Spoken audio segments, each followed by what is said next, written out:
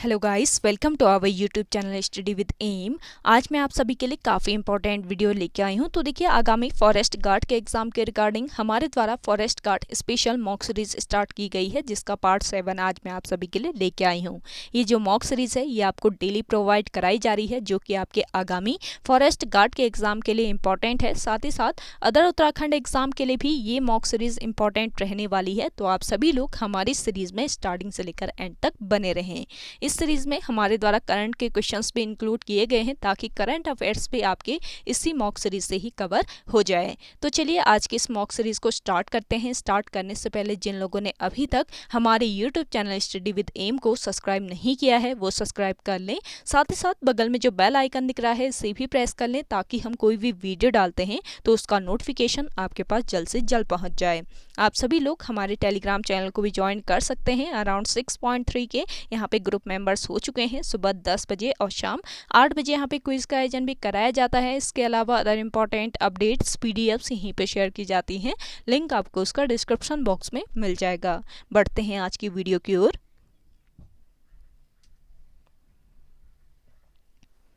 इस सीरीज का पहला क्वेश्चन है, उत्तराखंड के किस जिले की ग्राम पंचायत को राष्ट्रीय पुरस्कार 2022 से सम्मानित किया गया है? देखिए, उत्तराखंड राज्य के पौड़ी जिले की ग्राम पंचायत को राष्ट्रीय पुरस्कार 2022 से सम्मानित किया गया है। ऑप्शन 4 इस क्वेश्चन का करेक्ट आंसर है। देखिए, पौड़ी जनपद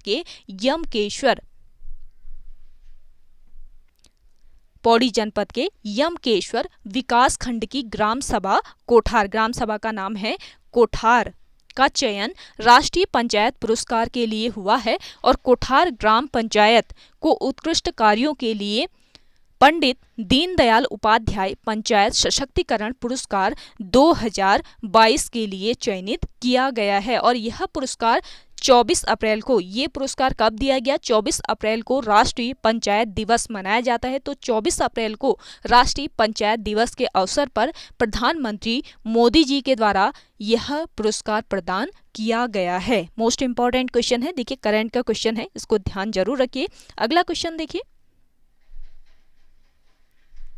हाल ही में नीति आयोग के द्वारा जारी राज्य ऊर्जा और जलवायु सूचकांक राउंड 1 में उत्तराखंड को किस श्रेणी में रखा गया है? देखिए, हाल ही में नीति आयोग द्वारा जारी की गई है राज्य ऊर्जा और जलवायु सूचकांक, जिसके राउंड 1 में उत्तराखंड को किस श्रेणी में रखा गया है? तो इसका राइट आंसर हो जाएगा फ्रंट रनर्स में।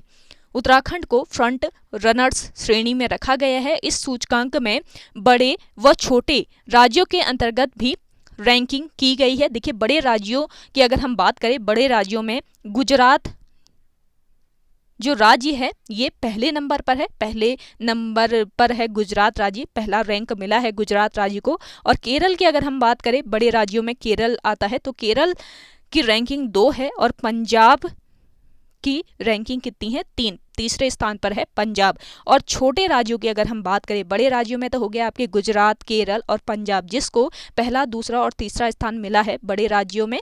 और छोटे राज्यों की अगर बात करें तो गोवा जो है इसमें छोटे राज्यों में पहले नंबर पर है, और त्रिपुरा दूसरे नंबर पर है, जबकि मणिपुर राज्य जो है ये कितने नंबर पर? तीसरे नंबर पर है। छोटे राज्यों में गोवा पहले नंबर पर, त्रिपुरा दूसरे नंबर पर और मणिपुर राज्य तीसरे नंबर पर है। और उत्तराखंड फ्रंट रनर्स की श्रेणी में आता है। उत्तराखंड को बड़े राज्यों के अंतर्गत, ध्यान रखिएगा, उत्तराखंड को किन राज्यों के अंतर्गत रखा गया है? बड़े राज्यों के अंतर्गत रखा गया है, जिसमें इसकी रैंकिंग कितनी है? 5वीं रैंकिंग, 5वां स्थान हासिल हुआ है किस राज्य को? उत्तराखंड राज्य को। काफी महत्वपूर्ण क्वेश्चन है, ध्यान जरूर रखिए। अगला देखिए, विश्व व्यापार संगठन की स्थापना किस वर्ष की गई थी? देखिए, विश्व व्यापार संगठन, इसकी स्थापना की गई थी किस वर्ष? वर्ष 1995 ईस्वी में। ऑप्शन 2 बिल्कुल राइट आंसर हो जाएगा आपका। देखिए, विश्व व्यापार संगठन एक अंतर्राष्ट्रीय संगठन है जो विश्व व्यापार के लिए नियम बनाता है। इसकी स्थापना कब की गई? वर्ष 1995 ईस्वी में। द्वितीय विश्व युद्ध के बाद बनाए गए गैट, द्वितीय विश्व युद्ध के बाद बनाए गए गैट के स्थान पर लाने के लिए की गई थी इसकी जो स्थापना है, ये ध्यान रखेंगे। अगला देखिए,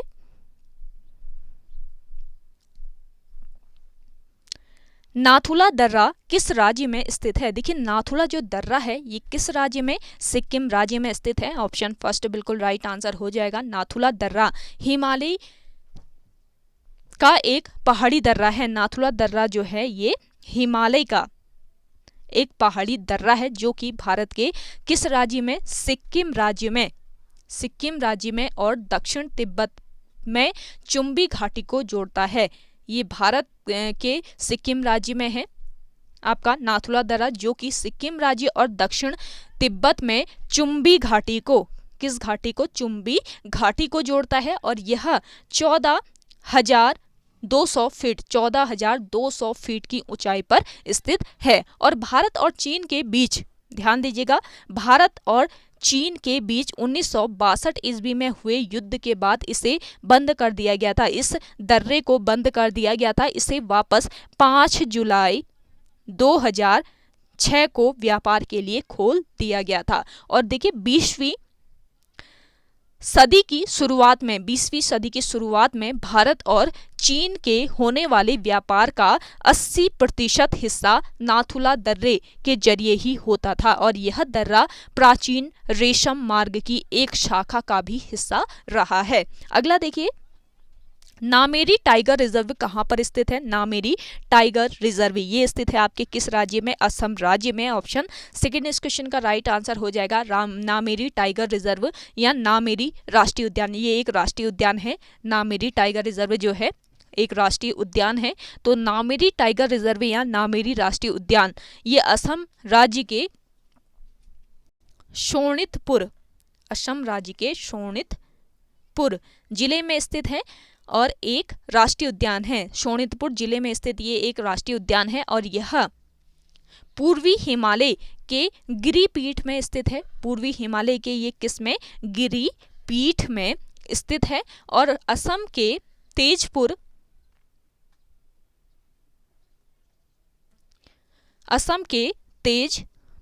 शहर से ये मात्र 35 किलोमीटर की दूरी पर स्थित है। इसके क्षेत्रफल की अगर हम बात करें नामेरी टाइगर रिजर्व के क्षेत्रफल की, तो 200 वर्ग किलोमीटर इसका क्षेत्रफल है। और इसकी स्थापना किस वर्ष? वर्ष 1978 ईस्वी में इसकी स्थापना की गई थी। अगला क्वेश्चन देखिएगा, त्रिपुरा किस देश से तीनों ओर से घिरा है? काफी महत्वपूर्ण क्वेश्चन है। त्रिपुरा जो है ये किस देश से? बांग्लादेश से तीनों ओर से घिरा है। ऑप्शन फर्स्ट बिल्कुल करेक्ट आंसर हो जाएगा। त्रिपुरा की बात करें तो त्रिपुरा जो है ये उत्तर पूर्वी सीमा पर स्थित भारत का एक राज्य है और यह भारत का तीसरा, ध्यान दीजिएगा, भारत का तीसरा सबसे बड़ा राज्य है, सबसे छोटा राज्य है। यह भारत का तीसरा सबसे छोटा राज्य है त्रिपुरा राज्य, जिसका क्षेत्रफल कितना है? 10,491 वर्ग किलोमीटर इसका क्षेत्रफल है। और इसके उत्तर पश्चिम और दक्षिण में बांग्लादेश स्थित है, जबकि पूर्व में असम और मिजोरम स्थित है। पूर्व में क्या स्थित है? असम और मिजोरम। और इसके उत्तर में, पश्चिम में और दक्षिण में बांग्लादेश स्थित है। राजधानी की बात करें तो त्रिपुरा की राजधानी कहाँ पर है? अगरतला में। अगरतला जो है ये त्रिपुरा की राजधानी है। और त्रिपुरा की स्थापना 14वीं शताब्दी में माणिक्य नामक इंडो मंगोलियन आदिवासी मुखिया ने की थी, जिसने हिंदू धर्म को अपना लिया था। और वर्ष 1808 ईस्वी में इसे ब्रिटिश साम्राज्य ने जीता था और यह स्वशक्तिशाही राज्य बन गया। और देखिए वर्ष 1956 ईस्वी में यह भारतीय गणराज्य में शामिल हुआ और वर्ष 1972 ईस्वी में इसे राज्य का दर्जा मिला। त्रिपुरा को राज्य का दर्जा कब मिला? वर्ष 1972 ईस्वी में। काफी इंपॉर्टेंट पॉइंट्स आपको यहाँ पे बताए जाते हैं तो जो कि आपके आगामी एग्जाम में काफ़ी हेल्पफुल रहते हैं। तो आप सभी लोग इन पॉइंट्स को नोट डाउन जरूर कीजिएगा। और सेशन पसंद आ रहा है तो इस सेशन को लाइक जरूर कीजिए। और जिन लोगों ने अभी भी हमारे YouTube channel study with M को सब्सक्राइब नहीं किया है वे लोग सब्सक्राइब कर लीजिए और इस सेशन को ज़्यादा से ज़्यादा शेयर कीजिए अपने दोस्तों के साथ, अपने व्हाट्सएप ग्रुप्स में। नेक्स्ट क्वेश्चन देखिए, भारतीय वन सर्वेक्षण रिपोर्ट कितने वर्ष के अंतराल में जारी की जाती है? देखिए, भारतीय वन सर्वेक्षण रिपोर्ट जो है ये कितने वर्ष के अंतराल पर?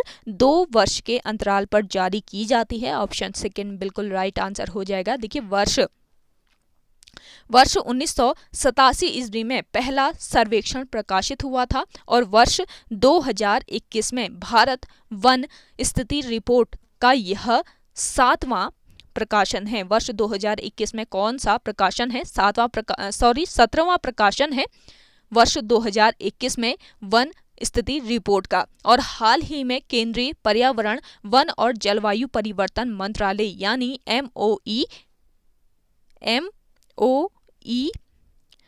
MOEFCC यानी कि जलवायु परिवर्तन मंत्रालय, केंद्रीय पर्यावरण, वन और जलवायु परिवर्तन मंत्रालय ने भारत वन स्थिति रिपोर्ट जारी की है, जिसमें कौन सा प्रकाशन है? ये 17वां इसका ये प्रकाशन है। और देखिए, अक्टूबर 2021 में भारत के वन शासन में परिवर्तन लाने के लिए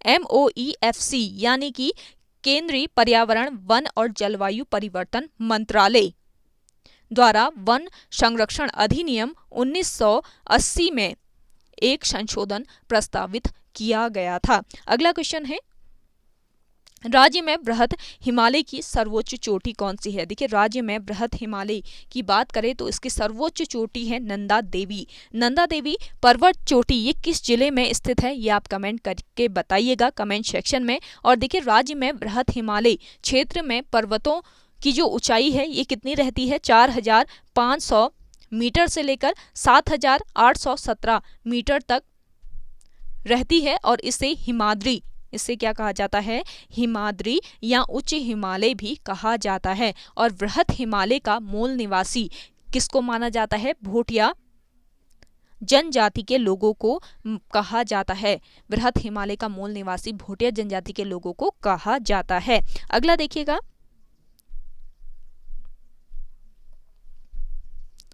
देश का पहला हीलिंग सेंटर किस राज्य में स्थापित किया गया है? देखिए, देश का पहला हीलिंग सेंटर जो है ये किस राज्य में स्थापित किया गया है? उत्तराखंड राज्य में। ऑप्शन फर्स्ट बिल्कुल राइट आंसर हो जाएगा। उत्तराखंड राज्य के अल्मोड़ा जिले के रानीखेत में देश का पहला हीलिंग सेंटर स्थापित किया गया है। देखिए, 7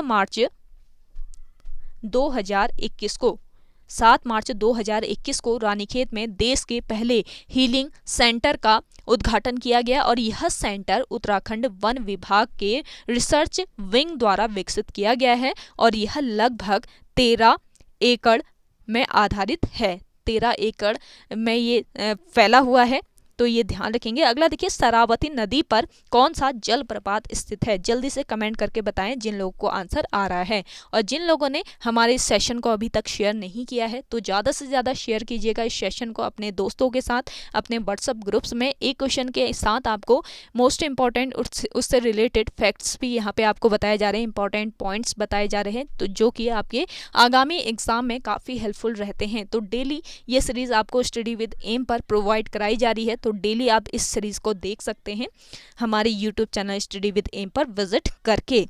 तो नेक्स्ट क्वेश्चन क्या है आपका? शरावती नदी पर कौन सा जलप्रपात है? तो ज़्यादा से ज़्यादा आप सभी लोग कमेंट कीजिए, सपोर्ट आपको भी करना है। देखिए, काफ़ी इंपॉर्टेंट यहाँ पे प्रैक्टिस सेट आपको डेली ही प्रोवाइड कराया जा रहा है। काफ़ी मेहनत से ये प्रैक्टिस सेट बनाया जा रहा है स्टडी विद एम के द्वारा। तो ज़्यादा से ज़्यादा लोग सपोर्ट कीजिए, कमेंट सेक्शन में कमेंट कीजिएगा और आप सभी को शेयर करना है ज़्यादा से ज़्यादा।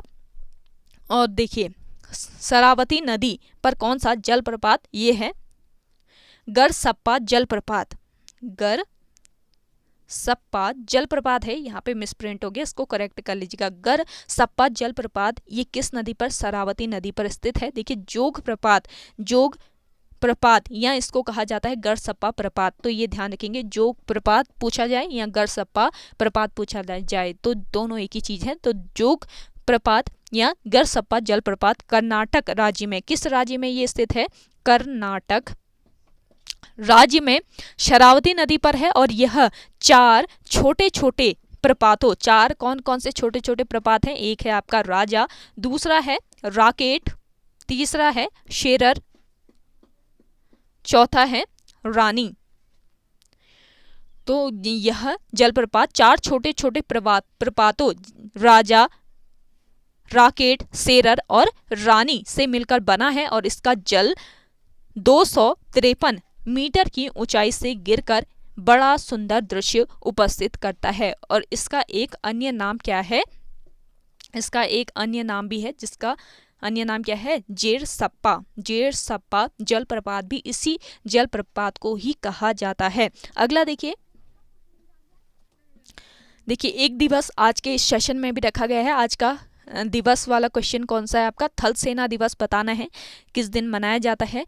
थल सेना दिवस मनाया जाता है 15 जनवरी को। ऑप्शन फर्स्ट बिल्कुल राइट आंसर हो जाएगा। अगला देखिए, उत्तराखंड लोक सेवा आयोग का मुख्यालय कहाँ पर स्थित है? उत्तराखंड लोक सेवा आयोग का मुख्यालय है हरिद्वार में। ऑप्शन सेकंड इस क्वेश्चन का राइट आंसर है। उत्तराखंड में राज्य लोक सेवा आयोग का जो गठन है ये अप्रैल 2001 में किया गया और इस आयोग के अध्यक्ष सहित 4 सदस्य हैं। यहाँ पर अध्यक्ष सहित कितने सदस्य होते हैं? 4 सदस्य हैं। और राजकीय विभागों के अतिरिक्त बेसिक, माध्यमिक एवं उच्च शिक्षा से संबंधित चयन आयोग के अधिकार भी राज्य लोक सेवा आयोग को प्रदान किए गए हैं। आयोग का पहले जो अध्यक्ष थे ये कौन थे? लोक सेवा आयोग के प्रथम अध्यक्ष थे। प्रथम अध्यक्ष NP